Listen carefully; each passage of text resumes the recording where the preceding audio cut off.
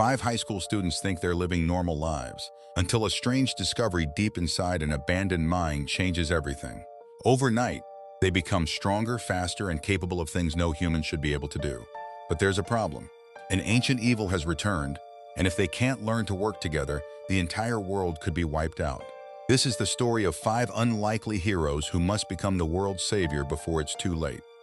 Jason is trouble, but not for the usual reasons. He's the kind of kid who's always had a chip on his shoulder and finds himself in the wrong place at the wrong time, which lands him in juvenile detention. He's the kind of grin-and-fight hero you can't help but root for, impulsive, loyal, and painfully human. The film opens on Jason's latest scrape, and it's here, assigned to community service at a local quarry in Angel Grove, that his life careens into something spectacular and strange. Angel Grove itself feels like an ordinary suburban California town, high school, cliques, mom-and-pop shops, and that slightly radioactive vibe that only exists in superhero movies. We meet the other 4 teens, Kimberly, a former gymnast whose life blew up after a personal scandal, Trini, quietly sharp and trying to figure out where she fits in, Billy, new in town, brainy, awkward, and magnificently himself, and Zach, the loud, confident guy who hides his own insecurities behind jokes and bravado. They're all flawed, all believable, and crucially, none of them are superheroes when we find them. That's the point. They're kids dealing with real stuff: identity, shame, loneliness, the mess of being a teenager in an unforgiving world. The catalyst is both cosmic and oddly local. A massive alien ship long buried beneath the quarry is awakened. Out of it comes Rita Repulsa, and she is not the campy villain some fans remember from the 90s.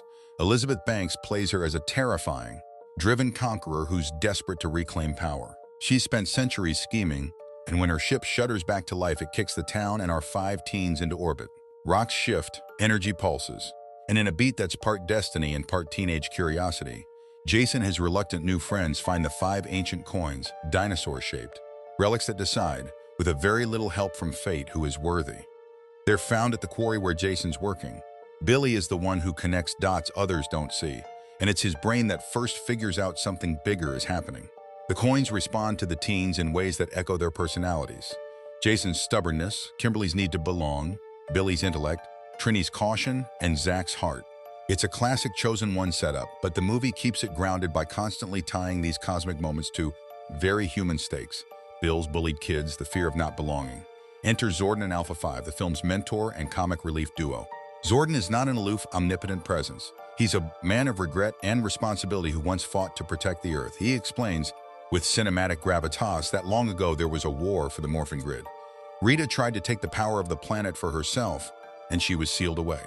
The coins are scraps of that power, and now, by virtue of some cosmic selection and a little practical luck, these 5 kids are being asked to stand up.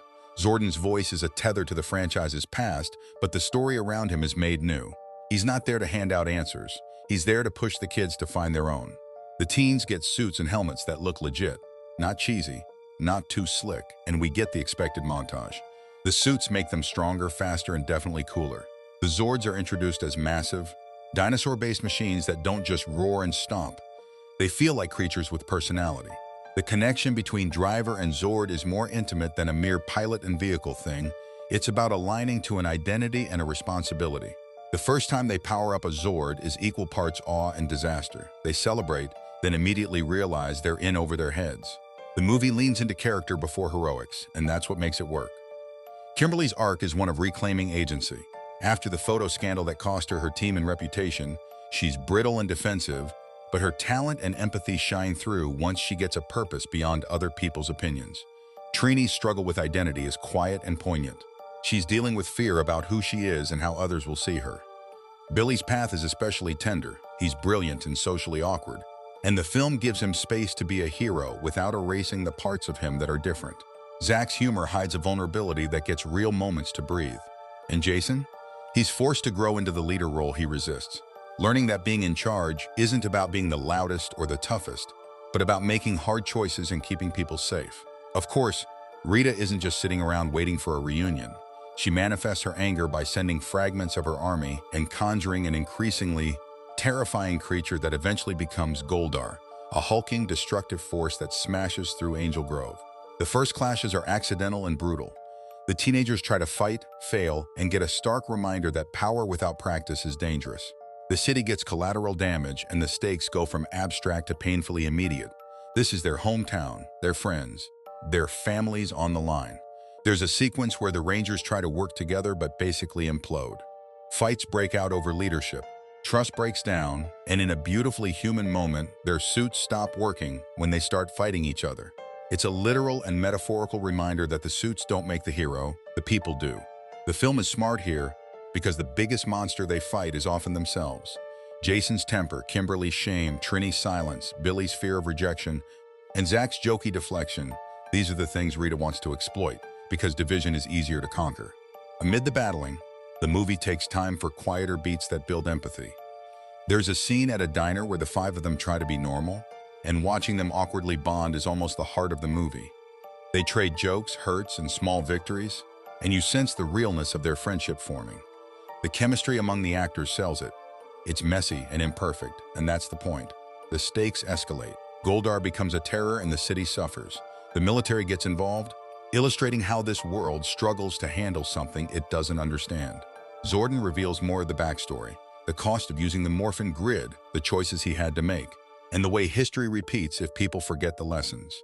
There's melancholy in his voice, but also hope, because these kids represent a chance to do it differently. Training montages and near-death scrapes teach them humility. Billy, who had been mostly reactive, finds a way to contribute with ingenuity rather than brute force. He figures out a new interface for the Zords and becomes key to syncing them. Kimberly learns to move like a leader, not just a gymnast. Trini learns to speak up. Zach stops deflecting, and Jason starts listening. These aren't overnight transformations. They come with setbacks and small humiliations, which is what makes the final act earned. The final battle arrives with cinematic scale. Rita unleashes her full fury on Angel Grove, and Goldar leads the charge through the streets, tearing up everything in his path. The Rangers try and fail, and it's ugly. It's a sobering reminder that saving the world isn't neat or tidy. People get scared, the city is damaged, and hope wavers. In the middle of chaos, the teenagers rediscover their reason for standing together, not because they were given power, but because they chose to be accountable for their town and each other. It's cheesy in the best way, the kind of hopeful, cooperative ending that superhero stories need when they want to teach something real. There's a sequence where the Zords combine into the Megazord, and yes, it's exactly the satisfying giant robot joins giant robot moment you came to see.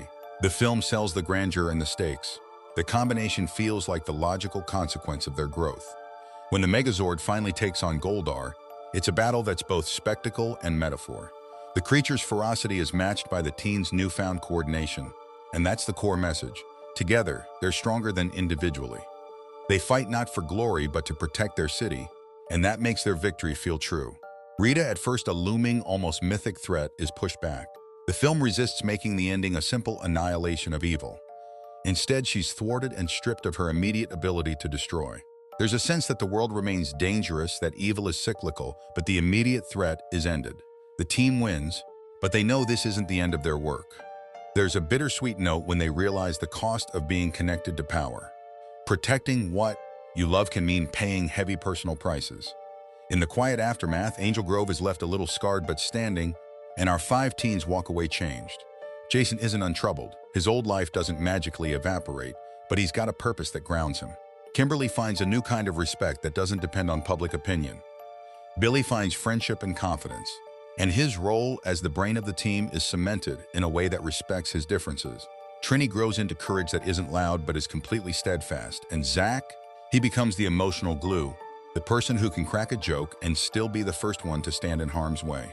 The movie finishes on the promise of more, not necessarily a cliffhanger, but an open door. The final tone is hopeful. These are teenagers who have been handed a huge responsibility, and they choose to take it. They bumble, they cry, they mess up, but they also choose to rise. That choice is the point and the most human element of a film filled with explosions and CGI. Power Rangers 2017 manages to be a fan-pleasing reboot while also anchoring everything in real teenage emotion. It's not perfect.